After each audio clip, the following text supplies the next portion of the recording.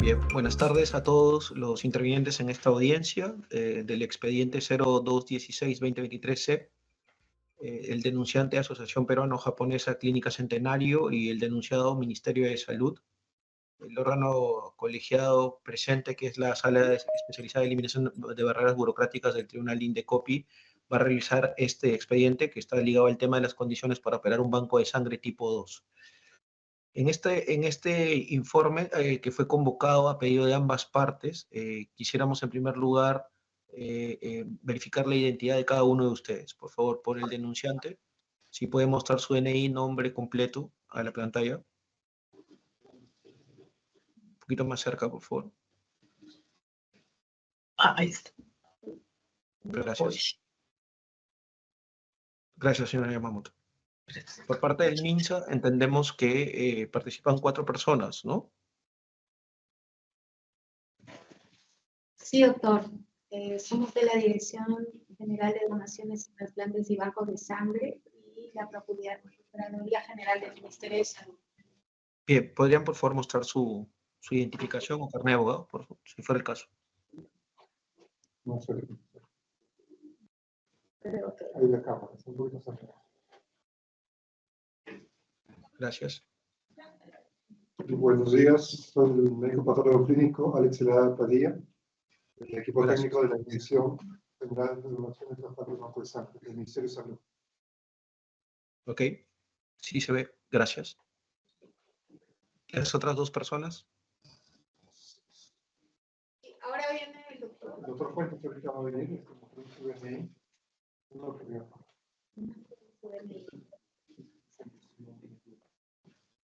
Soy el doctor José Carlos Rivera Salcedo, director ejecutivo del Programa Nacional de Hemoterapia y Bancos de Sangre. Porque su DNI. Ok, ya se vio su nombre, gracias. ¿La cuarta persona? Creo que es el señor Rivera Salcedo, ¿no? Yo soy el doctor. Ah, ya. Falta una persona, porque han acreditado 4 de parte del ministerio. Sí, doctor, ¿qué tal? Buenos días, buenas tardes. Soy la abogada delegada de Procuraduría Pública de Salud. Mi nombre es Melody Naomi Takaizu Tesoi. Encienda su cámara, por favor. ¿Pueden ver? No, aparece en blanco. Ahora sí. Sí. Sí, como le comentaba, buenas tardes con todos. Mi nombre es Melody Naomi Takaizu Tesoi, abogada delegada de Procuraduría Pública de Salud, con DNI Señora procuradora, 4589-2728. ¿puede bajar bien la Doctor, ¿me cámara? va a dispensar? Sí, voy a dispensar. Yo no tengo los documentos porque cambié ahorita de oficina, con cargo a que lo presente por escaneado mis documentos. Sí, pero coloque bien la cámara porque no la podemos ver, ni identificar, ni nada. Por favor. ¿Me puede ver? ¿Ahora? Ahora sí. En esa posición sí la podemos ver. Ya. Bien, entonces, acreditadas las Gracias. partes, les voy a indicar las reglas del debate y de esta audiencia. Los únicos que pueden informar son aquellos que se han apersonado y mantengan, por favor, siempre encendidas las cámaras por temas de grabación y de publicidad de esta intervención. Los participantes no pueden hacer uso de la palabra mientras otra persona está hablando, por lo cual les pedimos encarecidamente que apaguen los micros para evitar ruidos molestos durante la transmisión de la audiencia. Debo indicarles también que esta audiencia está siendo grabada en audio y video y además transmitida en la plataforma YouTube de la cuenta oficial del Indecopi por razones de publicidad que ya había indicado.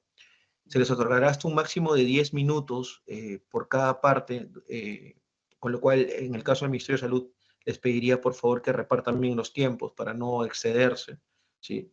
Se les realizará luego de terminadas sus intervenciones algunas preguntas de parte de los vocales si es que las hubiera. Con lo cual, le damos inicio a esta audiencia con la intervención de la denunciante, la Asociación Peruano-Japonesa. Adelante, por favor, por 10 minutos. Gracias, señor presidente. En nombre de la Asociación Peruano-Japonesa, asociación sin fines de lucro, titular de la Clínica Centenario, solicitamos a la sala se sirva confirmar la resolución apelada que declara barrera burocrática irracional la exigencia de la producción de 2.500 unidades globulares anuales para mantener la autorización como Banco de Sangre 2. Permítame explicar algunos conceptos para tener la idea de la gravedad de esta medida. El Banco de Sangre 2, como la categoría que tiene la Clínica Centenario en este momento, permite que se pueda recibir una donación. La donación se coloca en una bolsa globular, en un paquete globular, se extrae una pequeña muestra y esta bolsa se congela, se refrigera entre 3 a 6 grados centígrados, se coloca en cuarentena hasta que se realiza el tamizaje de la pequeña muestra. Y esto es lo importante para asegurar la seguridad y eficacia del producto, del hemocomponente para los pacientes a los que se va a destinar. Este tamizaje implica establecer si hay HIV, hepatitis y cualquier otra enfermedad. Esta autorización de tamizaje es la que se despojaría el centro de sangre de la Clínica Centenario, con lo cual nos degradaría el banco de sangre de categoría 1 que no pudiéramos hacer el tamizaje. Con lo cual tendríamos que recurrir a otros bancos de sangre para que realicen ese tamizaje. En la localidad donde nos encontramos, en Pueblo Libre, el establecimiento más cercano sería el Hospital Santa Rosa, que tiene las deficiencias y las dificultades de infraestructura que conocemos en los establecimientos de salud del Estado, que me voy a permitir comentar más adelante.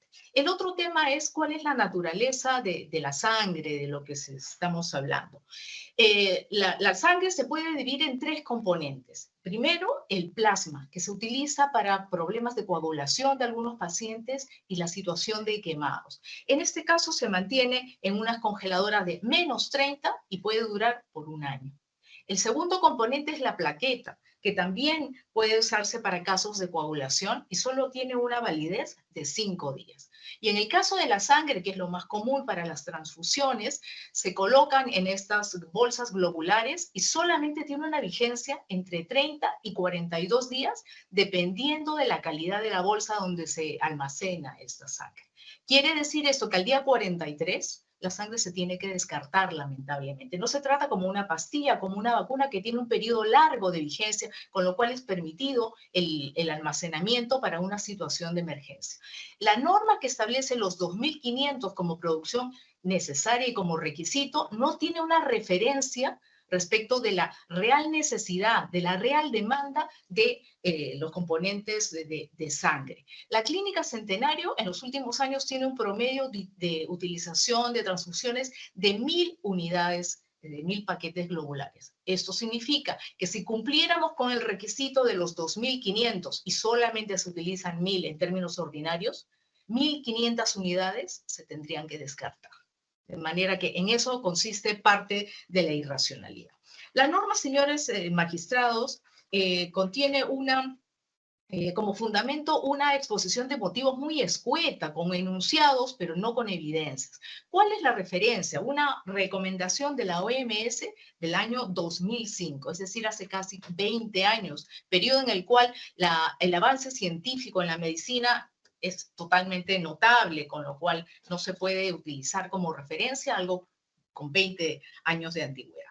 También se menciona que la justificación es un estudio de Colombia que sería similar a nuestra realidad del año 98. Más de 20 años de atraso, más de 20 años de desconocimiento del desarrollo científico en esta materia.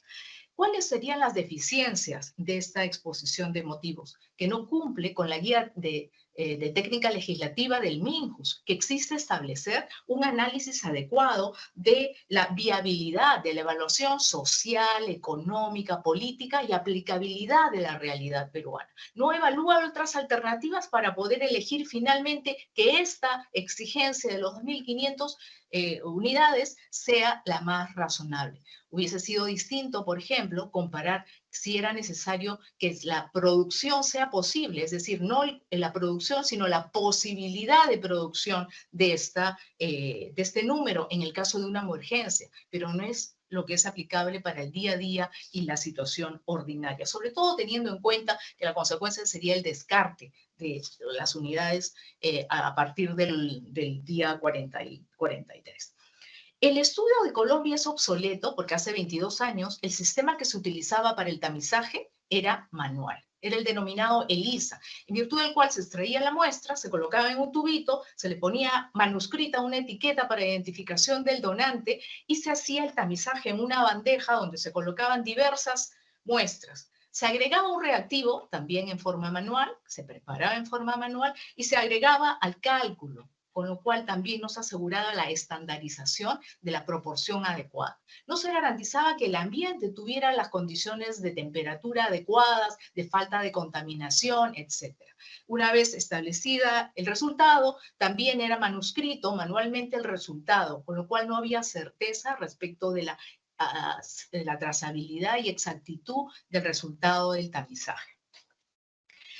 El criterio que ha establecido el MINSA es simplemente de la cantidad. Se establece que por 2.500 unidades se reduce el riesgo de errores en los tamizajes, cosa que no tiene ningún sentido en esta época actual en la que hay sistemas automatizados que aseguran totalmente la certeza del tamizaje. En el caso del MINSA, el Instituto Nacional de Salud establece controles para verificar que el tamizaje sea realmente cierto. La clínica Centenaria fue evaluada en diciembre del año pasado y obtuvo categoría A en todos los resultados. Eso significa 0 falso positivo, 0 falso negativo. La propia apelación del MINSA considera que hay otras instituciones que efectivamente no tienen este grado de eficiencia, de manera que no ofrecen esa garantía. Pero eso no es el caso de la suscrita a Clínica Centenario, por lo que ese criterio no resultaría aplicable a la Clínica Centenario. La exposición de motivos habla también de que el ideal es llegar a un hemocentro, es decir, un gran banco de sangre eliminando los menores. Con las características geográficas de nuestro país, con la falta de conectividad, con las dificultades del tránsito, esta centralización es absolutamente inviable. Se pone en riesgo la vida, la salud pública de la población. Porque se imaginan ustedes trasladar una muestra o trasladar el paquete globular hacia donde se encuentra el paciente, eso realmente no es aplicable para nuestro país, no garantiza la atención adecuada para la población. Ese flujo manual que he mencionado, en el que se basa el estudio de Colombia, está totalmente desfasado y tiene todas los riesgos propios de la época. En su oportunidad era lo mejor que se podía obtener, pero actualmente existen los sistemas mecanizados y automatizados. La Clínica Centenario tiene una maquinaria especializada vinculada a un software que asegura la plena certeza. ¿Qué es lo que se hace? La prueba es identificada con un código de barras. Inmediatamente se traslada a la máquina que tiene la calibración de temperatura, de cantidad de la muestra, de dilución del reactivo, calidad del reactivo, para que en 40 minutos se obtenga ese resultado. Y ese resultado también se traslada al software en una perfecta trazabilidad para asegurar el resultado si corresponde poder utilizarlo en un paciente o simplemente descartarlo por la presencia de riesgos para la salud. Este flujo automatizado que cuenta la Clínica Centenario ofrece la certeza y ese es el criterio que debe primar para el funcionamiento en beneficio de la salud pública del país. ¿Qué pasaría si es que se mantiene la vigencia de esta norma irracional? Pues la clínica no podría continuar como banco de sangre 2, perdería la posibilidad, la facultad de realizar el tamizaje y tendría que recurrir a otros establecimientos. El más cercano al Hospital Santa Rosa, que se encuentra a pocas cuadras de la Clínica Centenario. Pero el propio plan de contingencia del Hospital Santa Rosa establece que tiene claras deficiencias reconocidas por la propia institución. Por ejemplo, menciona que no cuenta con un sistema eléctrico adecuado para asumir una emergencia, tiene muy baja seguridad de los componentes estructurales, no quisiéramos pensar lo que podría pasar en un terremoto.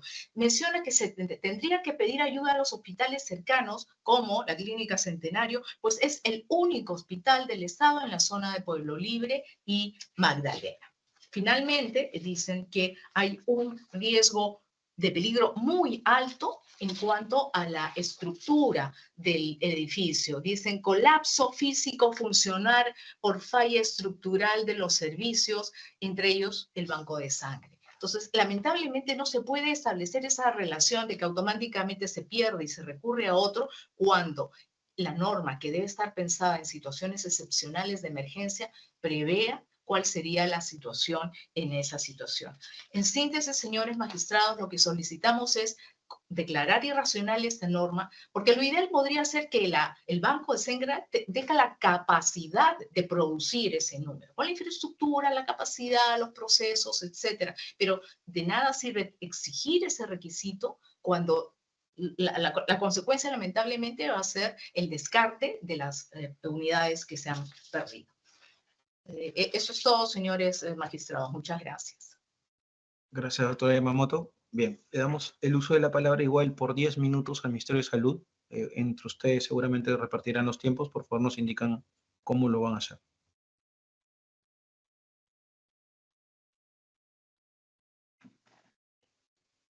Buenas tardes. Sí, doctor, nosotros como área técnica del Ministerio de Salud vamos a iniciar y posteriormente lo hará la Procuraduría del MINSA. Bien, adelante, por favor. Gracias. Voy a iniciar señalando que esto es un proceso que ya se ha visto en Indecopi, que ya hay una resolución de Indecopi que ha emitido la Comisión de Eliminación de Barreras Burocráticas y en donde nos ha dado la razón que no existe barrera burocrática sobre estos temas. Sin embargo, eso lo vamos a ver más adelante.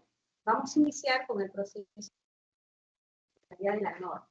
Nosotros como Ministerio de Salud tenemos una norma que es el Decreto Supremo 1161 que nos señala las competencias y funciones del MINSA. Dentro de las competencias tenemos la protección de la salud de las personas y dentro de una de sus funciones es el conducir, regular y supervisar el Sistema Nacional de Salud.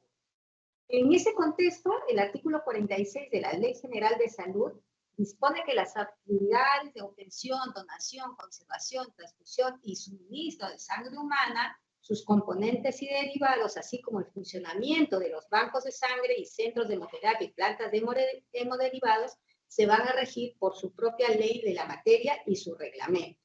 En ese contexto, en el país se aprobó la ley 26454, que declara de orden público de interés nacional la obtención, donación, conservación, transfusión y suministro de sangre humana. Sus artículos 2 y 4 disponen lo que es que dentro del Ministerio de Salud tiene que haber un organismo competente que va a ser PRONAEVAS. Se crea lo que es el Programa Nacional de Centros de Hemoterapia y Bancos de Sangre, con el propósito, entre otras cosas, normar el funcionamiento de la red de centros de hemoterapia y bancos de sangre con el único fin de proporcionar sangre segura, así como sus hemocomponentes. Eso es basados en esa legalidad, el año pasado se aprueba y se publica en el Diario Oficial del Peruano el Decreto Supremo 017-2022 SA. Esta es una modificatoria al reglamento, que está aprobado con Decreto Supremo 03-95 SA. En este Decreto Supremo lo que se ha buscado es la modificación de la clasificación de los bancos de sangre. En ese sentido, hemos clasificado 3 tipos de bancos de sangre. Bancos tipo 1, bancos tipo 2 y bancos tipo 3. ¿Con qué objetivo? Pues lo hemos hecho para contribuir la calidad, oportunidad y seguridad transfusional, para lo cual se ha tomado en cuenta las recomendaciones que hace la Organización Mundial de la Salud y la Organización Panamericana de la Salud. Una de las cuales es que implica la centralización de los bancos de sangre y una producción anual mínima. Se ha iniciado el proceso para lograr un sistema único de provisión de sangre en el Perú con el fin de mejorar la cadena de procesos de forma integral. Esto debido a que tenemos 2 problemas en el país. Uno, que es la informalidad en los centros de hemoterapia y las deficiencias en el proceso de obtención de sangre. Aquí consideramos deficiencias de procesos de obtención de sangre es la reposición. Nosotros, como Ministerio de Salud, no buscamos reposición, no buscamos que la persona reponga la sangre. No, lo que buscamos es la promoción, que donen sangre, que la gente tenga la cultura de donación de sangre. A eso es lo que estamos en camino.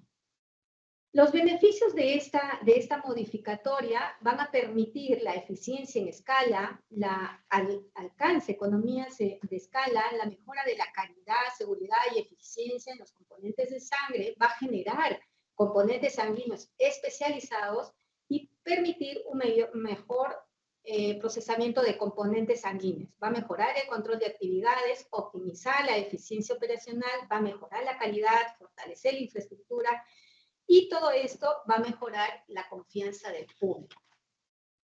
Entonces, queda demostrado que la medida que ha tomado el Ministerio de Salud es la más acertada, ya que dicha medida va a formar parte de los refuerzos dirigidos a asegurar la disponibilidad de suficiencia de sangre segura. Estas recomendaciones que nosotros lo hemos recogido, tanto de la OMS como de la OPS, se ha tomado en cuenta se ha tomado en cuenta con un parámetro cuantitativo, que es la producción mínima anual de un banco de sangre. La OMS recomienda 5.000 unidades de sangre. Sin embargo, nosotros, como la misma doctora dijo, tenemos un país donde no podemos determinar una cantidad de tal magnitud de 5.000 unidades. Hemos considerado otros requisitos para estos lugares donde no se puede llegar y son de difícil acceso. En ese sentido, se ha considerado 2.500 unidades. Para eso también hemos hecho todo un procedimiento para poder llegar a esa cantidad, sobre todo en Lima, que es lo que la mayor cantidad de bancos de sangre que tenemos. También debe tenerse presente que el objeto que persigue el MINSA no es alcanzar un número de paquetes globulares como fin en sí mismo, sino lo que nosotros buscamos es garantizar la calidad en los procesos y centralizar el procedimiento en pocos bancos de alta capacidad, según las recomendaciones internacionales, con el objetivo, nuevamente digo, de garantizar una sangre segura de forma suficiente y oportuna para todos. Esta regulación no pretende obstaculizar las actividades de los bancos de sangre que no procesan altos volúmenes, muy por el contrario. Les estamos apoyando a esos bancos para que puedan trabajar correctamente y dentro de las normas. Estos bancos, si bien es cierto, es un banco pequeño, también son bancos que pueden apoyarse en otros bancos que están más cerca de su jurisdicción. En ese sentido, ahora les voy a pasar con el doctor Alex, que es lo que va a ver la parte técnica. Bien, buenas tardes. Voy a detallar la parte técnica de que por qué se eligió los 2.500 en el tema del paquete regular como mínimo para los bancos analíticos. Bien, esto básicamente está dado porque el MINSA ha acreditado que la medida fue implementada en atención a entidades internacionales importantes a nivel mundial, como las recomendaciones de la Organización Mundial de Salud, la OMS, y la Organización Panamericana de Salud, la OPS. Esto con la disposición que se busca es garantizar la seguridad de la sangre utilizada en los pacientes y no compromete la salud pública a nivel del Perú. El MINSA avala que la centralización de los procesos de obtención, tamizaje, procesamiento no afecta realmente negativamente la disponibilidad de la sangre. Se espera que la concentración de bancos de sangre de mayor producción del paquete regular, es decir, mayor de 2.500, y otros hemocomponentes, mejore la calidad y la seguridad de la sangre para todos los establecimientos de salud, sin reducir la disponibilidad de la sangre, es decir, sin afectar la transfusión sanguínea a los pacientes que requieren los hemocomponentes. ¿Por qué hacer eso en 2.500? Porque existe alto riesgo de transmisión de infecciones graves debido al uso de sangre no segura. Tenemos mucha reposición acá en el Perú y la escasez crónica de sangre. Otros países han hecho que mundialmente se repare la importancia de la disponibilidad y la seguridad de la sangre, con el fin de garantizar el acceso universal a la sangre hemocomponentes seguros. Nosotros tenemos que obedecer lo que dice la OMS. Entonces, si nosotros desobedecemos la recomendación de la OMS como posición del máximo organismo responsable de desempeñar una función de liderazgo en asuntos sanitarios mundiales, realmente esto va a afectar al Perú, porque justamente el Perú forma parte de la OMS. Sin concentración de estos procesamientos de banco de sangre mayores de 2.500 unidades de paquetes globales al año, generará pérdidas económicas ya que se adquiere compras de manera muy individualizada, o sea, de cada banco de sangre, cada IPRES, poca eficiencia en la adquisición de reactivos, mal ordenamiento en los procesos de la cadena transfusional y lógicamente no vamos a optimizar la distribución de los hemocomponentes. Los bancos de sangre con menores de 5.000 unidades colectadas realmente presentan mayores valores de falsos positivos y falsos negativos de los de mayor tamaño. Si bien es cierto, Colombia es un estudio del año 98, pero de poco los estudios que existe es el más relevante, lo cual concluye que genera alto riesgo de infección transmitida por transfusión sanguínea aquellos bancos de sangre con menores, en este caso 5.000. Hemos dicho que el Perú, si bien es cierto, bajó los niveles a 2.500 por la realidad peruana que ya conocemos.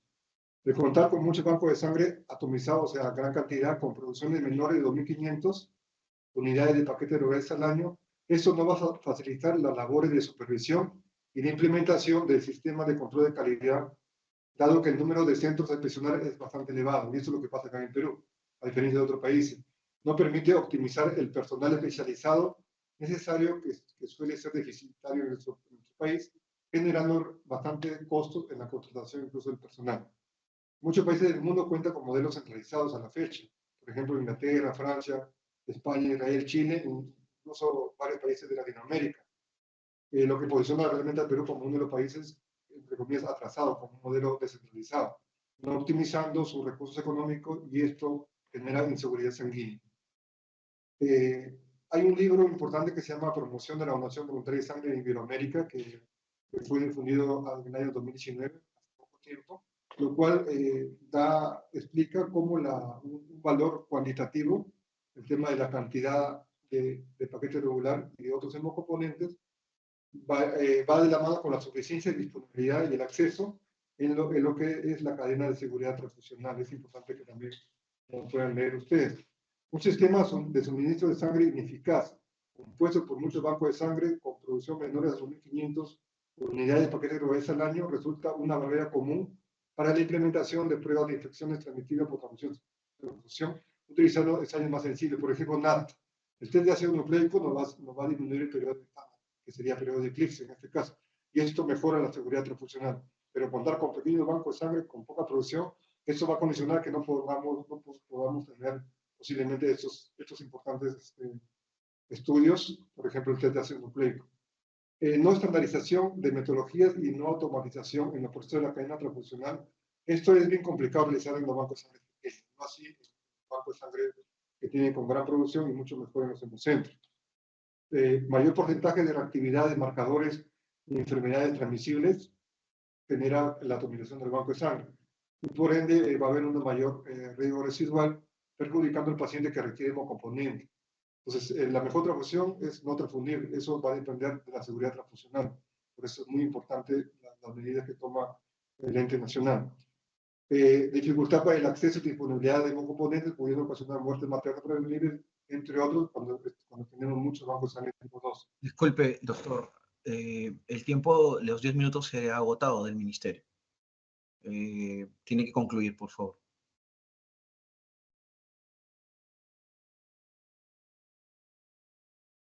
Solamente, disculpen para concluir. La OMS señala que la sangre es un medicamento esencial. Eso es un concepto muy importante porque pone en riesgo la vida y la salud de la persona. La seguridad de la sangre no empieza con transmisar. Es un error, y eso lo señala la OMS. La seguridad empieza con la donación del donante voluntario. Eso es muy importante. Para rematar y terminar, decirles de que la ley establece, el 26.454 establece que los bancos tienen que trabajar en red. Ese es un concepto. Finalmente, no es cierto que un banco, un hospital o un establecimiento tipo 3, en este caso 3.2, como un instituto, pierde la categoría. Tenemos el Instituto de Ciencias Neurológicas, que es un hospital o una institución I332, no pierde la categoría y funciona actualmente. Gracias. Bien, muchas gracias por ser precisos en el tiempo. Vamos a partir de ahora dar el uso de la palabra a los señores vocales para que puedan hacer las preguntas que consideren pertinentes. Empezamos con la vocal Tania Valle, por favor. Adelante.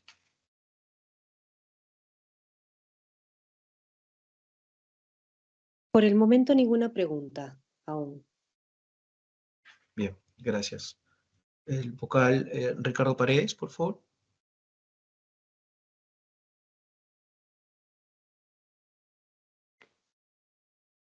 Muchas gracias, doctor Viñolo.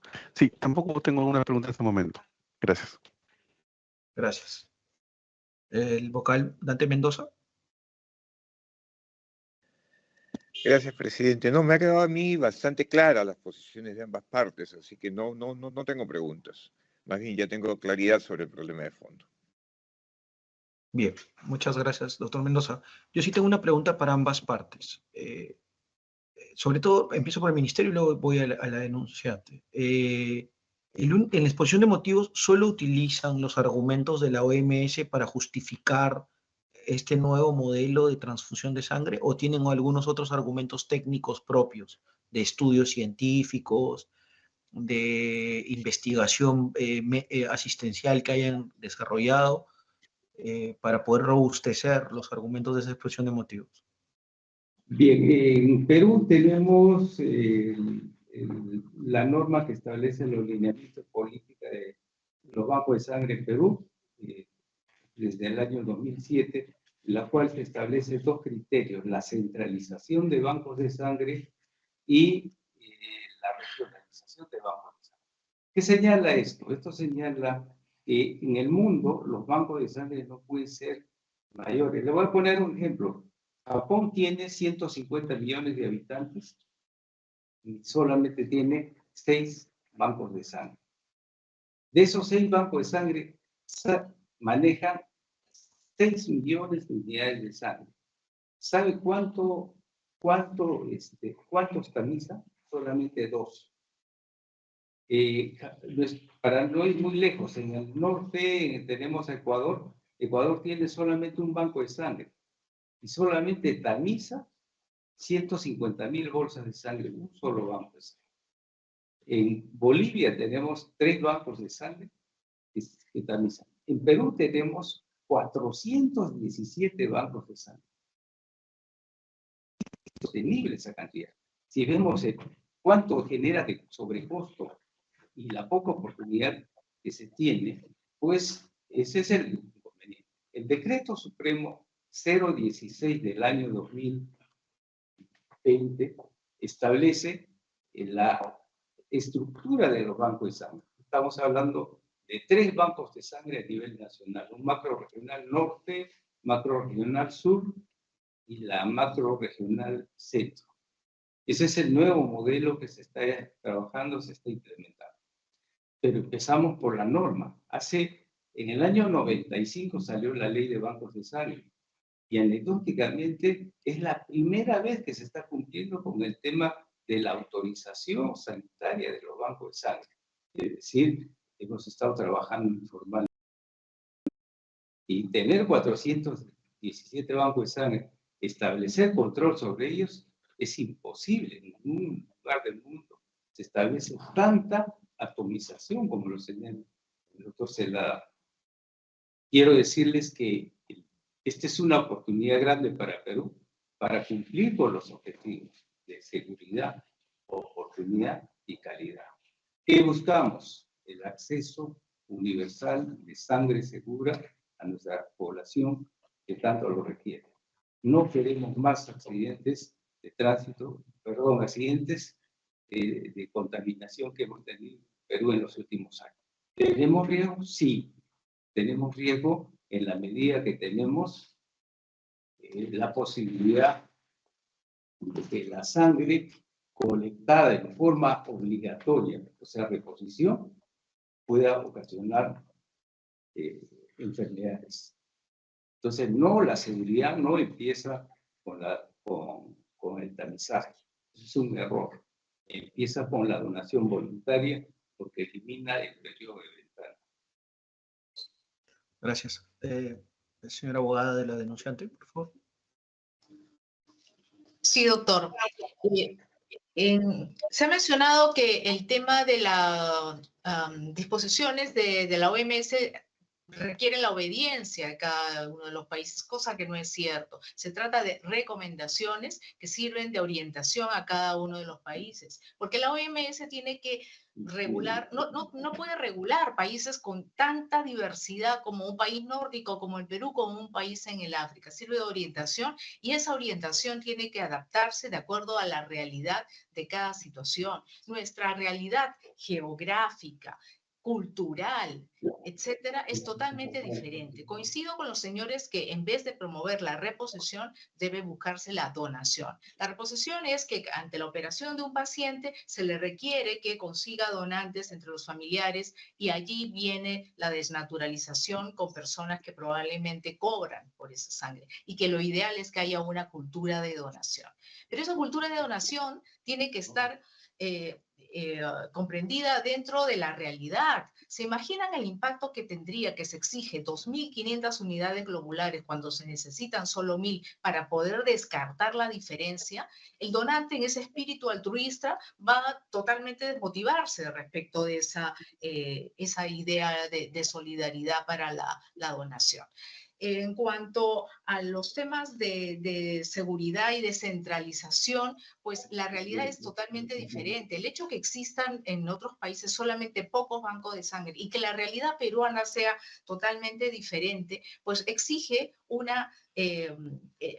es un estudio analítico realmente adecuado de cuál es la necesidad y el por qué se funcionan en esa parte. No se trata de que el número destruya la certeza, la seguridad, ponga en peligro la salud pública. Se trata de la calidad del servicio y de la ubicación de los centros, la disponibilidad del recurso esencial para salvar vidas. Gracias, señor presidente. Bien, muchas gracias a ambas partes por su... ya terminamos las preguntas. Sí, gracias. Les voy a dar un minuto para que cierren, nada más, si es que quieren, pero un minuto clavados porque tenemos otras cosas que hacer en la sala. Un minuto al MINSA, un minuto a la denunciante, por favor. Adelante. Recalcar nuevamente que este es un proceso que ya lo ha resuelto la Comisión de Eliminación de Barreras Burocráticas. Ya tenemos nosotros un documento de fecha 19 de abril del 2024, solamente para tener, igualmente le vamos a mandar por escrito.